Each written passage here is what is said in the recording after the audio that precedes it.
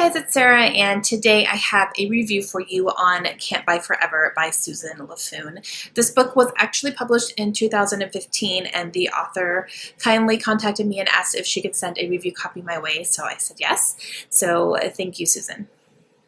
So this book is a contemporary, and it is set in the 1950s in upper state New York, and it's in a coal mining town, and our main characters are 18-year-old Odessa, or Odessa as what they call her, and a man named Nicholas who's 4 years older than she is. So like I said, this is set in a coal mining town in New York, and Odessa is working at her great aunt's. It's kind of like a boarding house, I guess you could say, for the coal miners. So the coal miners kind of stay there temporarily while they're working, and then they go home on the weekends to see their families. So it's a little bit like a boarding house. You know, they have rooms and they get fed and all that stuff, and have laundry done and everything by Odessa and her great aunt. So Nicholas is one of the coal miners who is staying at this inn, and he and Odessa find a very mutual attraction to each other, and definitely a connection there, but neither one of them have really acted on it. And there are things about Nicholas's past that he does not talk to anyone about. He keeps very private and secret, so it's kind of, he's like the mysterious one. Dessa ends up finding herself in a dangerous situation involving someone that she goes to school with. Nicholas is able to save her, basically, and he wants to protect her, so he ends up taking her on a journey to go to Utah, where he knows that she's going to be safe, to kind of protect her from all this stuff that's happening. And along the way, Dessa learns everything that there is to know about Nicholas. And that's really all I can tell you, because if I give away too much, it's really going to spoil like everything. So that's pretty much all of the plot that I can say. Okay, review time.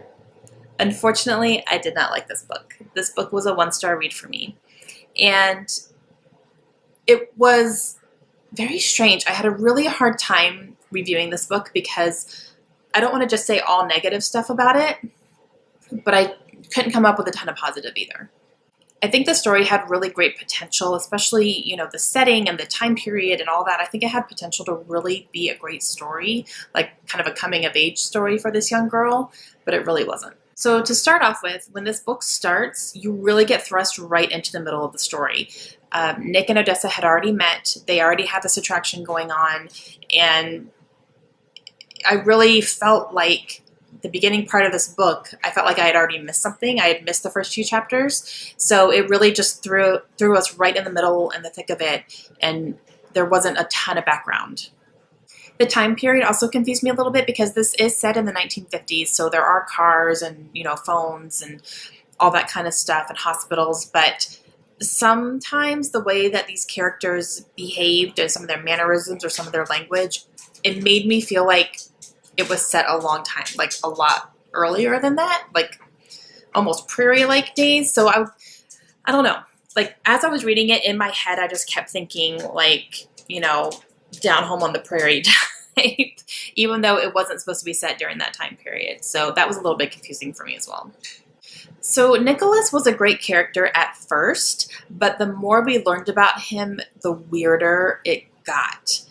He really started out as like kind of the mysterious, swoon-worthy type character, and he was always wanting to protect Dessa and blah, blah, blah, which is great. But the more you learned about him, the more I was like, what in the world is going on, and what? So I will spoil a little bit here. It won't affect the story for you if you do choose to pick up this book, but it started out where he was a gypsy. Okay, I don't even still fully know what that means or how that really played into it. And then he was a Mormon. Okay, a gypsy Mormon, sure. And then, oh, he was immortal because there was some sort of curse on him for some reason, which was never really fully explained. I don't even know why there was a curse on him. And the religious aspects of this, I couldn't wrap my head around. I'm a Christian, so, you know, I believe, but, I mean, they had him talking to Joseph, the apostle, Joseph from the Bible. He was supposed to have been traveling with Joseph in the 1800s in America. I don't think so.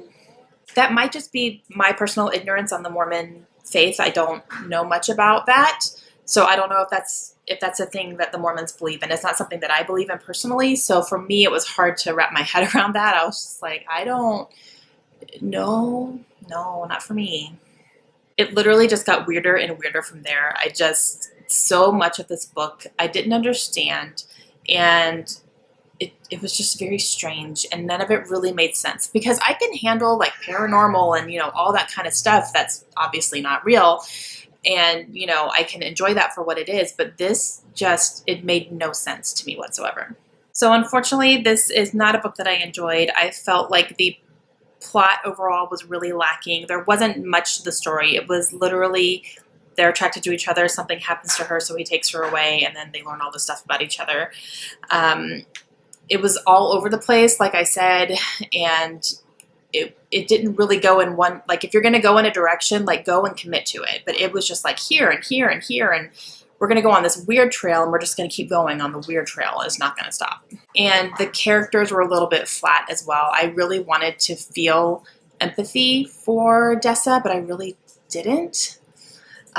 She was very much a damsel in distress, and this girl fainted all the time. She just kept fainting, like every other scene. And I was going, you need to stay conscious, honey. And then there was, okay, this might be a tiny bit of a spoiler too, but there was a situation where they were together and having a moment. She faints, surprise, surprise, and he marries her while she's unconscious. Like, has like a little thing happen where they end up being married. That's not okay. Like, ever. Especially with a girl that you're not even officially involved with, because you keep denying all your feelings for her and won't commit to her, publicly. But then when she's unconscious, you're going to marry her. Like, what?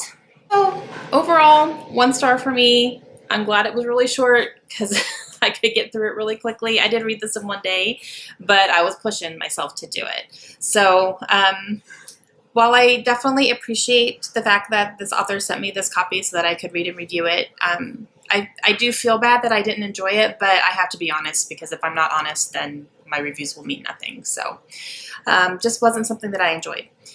If this is something that you think you would enjoy, or you want to give it a shot yourself, I will leave the Amazon link down below, because you can buy this copy as of right now. So yep, that is going to be it for my review today. I hope you guys enjoyed it. Please let me know if you have any questions, and if you guys do want to check out this book, I will have the link down below so you can check it out. But thank you, Susan, for sending it my way. Okay, that's it for me today, guys. I will talk to you guys again soon. Have a great day. Bye.